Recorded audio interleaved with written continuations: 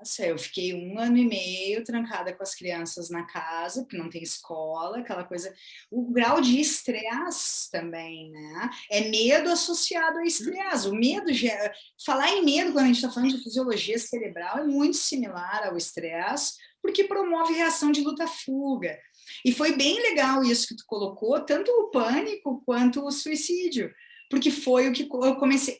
Atendia depressão, bipolaridade, tarará, e eu comecei a atender síndrome do pânico a rodo, assim, quantidade, e casos de suicídio, e era aquilo, coloca o profissional num lugar complicado, porque tu tem uma agenda, tu tem uma vida, tu tem filhos, e é muito complicado abraçar o mundo, tem que cuidar com a crise do Messias, exatamente, manter a lucidez, para ti não cometer o erro do afogado que vai salvar sem saber nadar, sem poder nadar.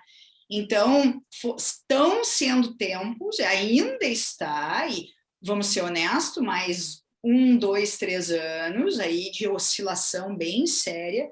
Eu sempre, para mim, me perdoo e eu trabalho com tempos de retomada que o mundo da performance debocharia, mas eu sempre me dou processos lentos de mudança, e porque a vida tem que seguir, não é uma decisão mental, só que seria eu em estado maníaco, uma decisão mental, eu ficar assim, não, eu tenho que mudar a estrutura de vida, eu tenho que construir um novo universo, me desfazer de determinados padrões, e isso tudo mexe com questões reais que demandam tempo. Então, a gente vai... A gente que vem estudando dieta há muito tempo, sabe os mitos criados pela mídia, ou por poucas pessoas, né, que a síndrome de conceitos errados que viram moda, a gente já percebe que a fake news está aí, sempre existiu. E a mídia é a maior espalhadora de fake news da história, não tem outra. Então, a gente que estuda isso, a gente já sabe como é que é a situação, a gente já vem observando. Mas para aqueles que estão acostumados, né, que o Jornal Nacional, não vou nem falar nome, mas qualquer rede de mídia é a dona da verdade, a pessoa está sujeita a esse tipo de oscilações na vida dela, ela vai ser feliz ou triste de acordo com o que está passando na TV, que realmente é uma ilusão e é muito triste, né? E também outro problema, as pessoas não terem senso crítico. Pode até assistir jornal, mas se você não tiver senso crítico, você não vai muito longe. Tudo que você acredita é baseado em fofocas e mentiras espalhadas, enfim. É complicado. Agora, lembrando que eu venho da sociologia e da psicologia da comunicação. A mídia. No mundo do influenciador digital, quem é a mídia? Está muito difuso esse espaço. Nós somos a mídia, cara. Então, eu sempre trago para mim, né, para fazer uma autorreflexão. Porque é bem isso, no momento que eu digo que eu posso te salvar, eu também estou te condenando ao medo de que, se tu não seguir a minha orientação, tu estará condenado. Então, cada mensagem que eu propago, e eu nem estou falando de fatos, eu estou falando do simbólico e do subjetivo por trás do meu texto. Se tu não seguir este caminho, tu está condenado. E aí vamos levar em conta que é basicamente 100% de nós, os influenciadores. Ou tu segue meu caminho, ou tu está condenado. E isso desestabiliza. E por que que essas pessoas sucumbem? Por terem um eixo embasado num ídolo e não numa identidade forte. Não tem a voz própria, não tem o cara que busca através de diversos modelos. É este modelo ou nada, seitas nutricionais, que eu chamo atualmente, que, claro, vieram como uma reação. A seita política, a seita nutricional, aceita. Por quê? A minha identidade é tão fraca que eu preciso do grupo me apoiando e me fortificando para que eu me sinta vivo, sólido. Tira o grupo, eu sempre brinco. Como é que tá a tua dieta? Sai das mídias sociais, todas, e segue sozinho. Falava agora isso com o psiquiatra Regis Chachamovich, que é também cetogênico. Tira o grupo por trás do indivíduo e manda ele andar. Aqui tu vai saber o que é voz própria e o que é amparo externo. Só que se a tua identidade está amparada no externo, primeira pandemia, primeiro estudo randomizado, que é paradoxal com o outro, tu entra num conflito, porque a ciência que devia ter consenso é só dissenso, um estudo contradiz o outro, um profissional contradiz o outro. Nossa, o que eu recebo de gente me enviando coisas que, olha, o fulano disse isso, não é bem assim. Eu, claro. E qual é a tua posição, como tu falou do senso crítico, né? O que funcionou para ti? O que funcionou para ti? Essa é a pergunta.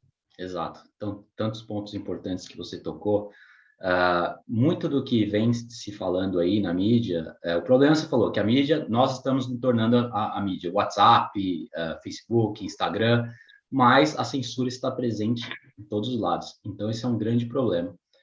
Tem vários canais e várias mídias sociais censurando o que as pessoas vêm dizendo sobre verdade, virou esse medical apartheid, não sei traduzir em português, mas enfim, o fim da medicina personalizada.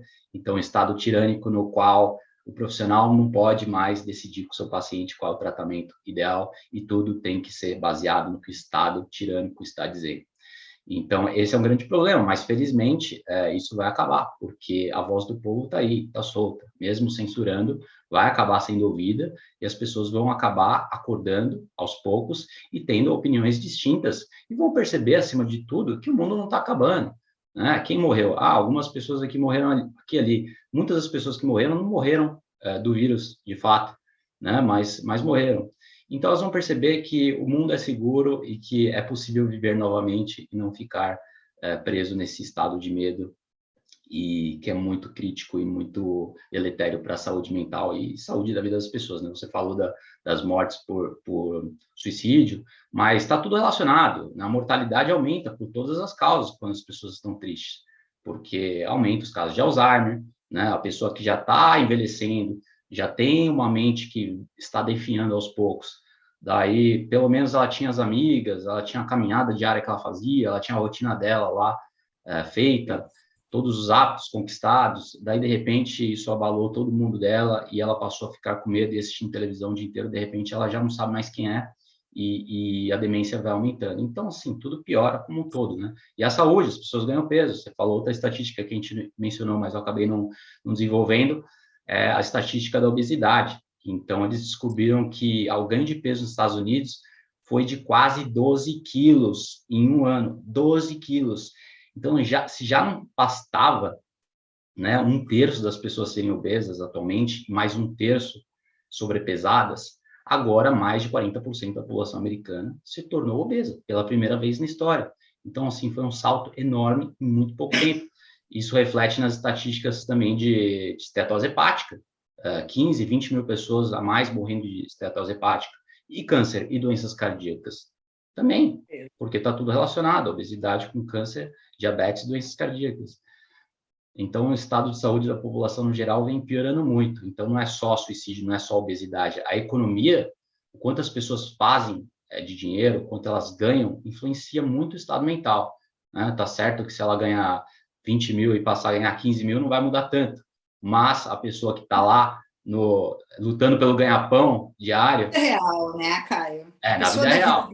A vida é real, né? Não é a elite intelectual que está presa no seu escritório de casa, trabalhando pelo computador, se adaptando bem, sem problemas, não foi demitido, não. Estou falando do povo, a pessoa que ganha 2, 3 mil reais por mês, de repente perdeu o emprego, de repente teve um corte de salário, daí a vida foi água abaixo mesmo. O grau de inflamação que essas pessoas devem ter atualmente. Porque eu brinco assim, ó, brinco horrível de dizer, mas eu tenho percebido o seguinte movimento. Ou tu sucumbiu por esta falta, perdeu o emprego, perdeu o casamento, perdeu. Ou tu sucumbiu por estresse para manter a estrutura, com os filhos na casa e o isolamento e tal, e tu foi indo com a energia, então vamos botar aí, em vez de uma energia de harmonia, de homeostase metabólica, tu foi na luta-fuga, queridão, por 1 ano e meio fugindo do leão. E a gente sabe o que corrosivo é tu tá se hormônios femininos num ambiente de pura adrenalina. Como assim que hormônio feminino, cara?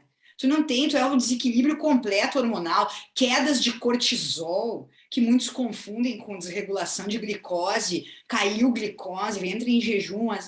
Cara, a pessoa está sucumbindo, quedas grotescas de cortisol. Então, o dia inteiro em estado de pânico e tendo que produzir muito mais, porque é isso, as empresas tinham uma equipe de 15, agora são 3, e tu tem que seguir indo, e o filho está doente, não pode faltar, o que eu faço com a criança? Tem que ir, não posso falhar. São frases que uma pessoa que tem uma propensão à desordem mental não pode proferir. Eu não tenho opção, eu tenho que ir. Esse lugar de sobrecarga, a gente sabe, muitos líderes acabaram sucumbindo aqui, eu fui só mais uma delas, cara. Então, a bem da verdade, ninguém estava livre aqui das doenças mentais geradas por esse lugar de isolamento. Gosto muito de enfatizar essa parte do que tu colocou, que a gente fala, não sei porquê, cara, por isso que eu gosto tanto do teu trabalho. Tu sabe que eu encontrei a nutrição a partir da filosofia ancestral e das práticas ancestrais de centramento, da filosofia, da psicologia oriental e ancestral. E depois eu fui para a nutrição. Então, eu vejo um mundo, a questão de enfurnado dentro da casa, o cérebro no jarro, o estudo randomizado, o micronutriente. Isso aqui, tem um filósofo francês chamado Gilles Lipovetsky, ele fala que a nossa sociedade é a sociedade da leveza. Então, tudo que é o suplemento, a conexão na internet e tal, a vida vivida, que era pesada, o movimentar o corpo, as pessoas, os laços, a realidade pesada está sendo substituída pela mímese, né? pelo avatar. Então, com pandemia ou sem, a pandemia, na minha esperança, veio para machadar e mostrar, cara, tu já estava na tragédia, tu já vivia enfurnado no escritório em São Paulo, e tu viu o que fazia contigo? Uma estatística que eu achei uma das mais lindas, Caio, 300 e poucos % de aumento em vendas de casas e sítios no interior. Olha que coisa positiva. É claro que essas pessoas vão voltar para a cidade daqui a pouco. Sim. Foi uma reação ao excesso de pressão.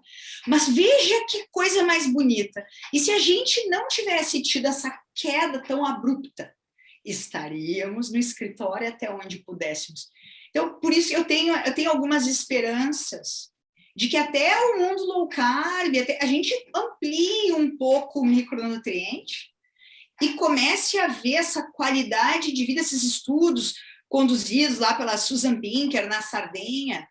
O que fazia essas pessoas viverem tanto? Era o laço social, é biopsicossocial a saúde mental, biopsicossocial.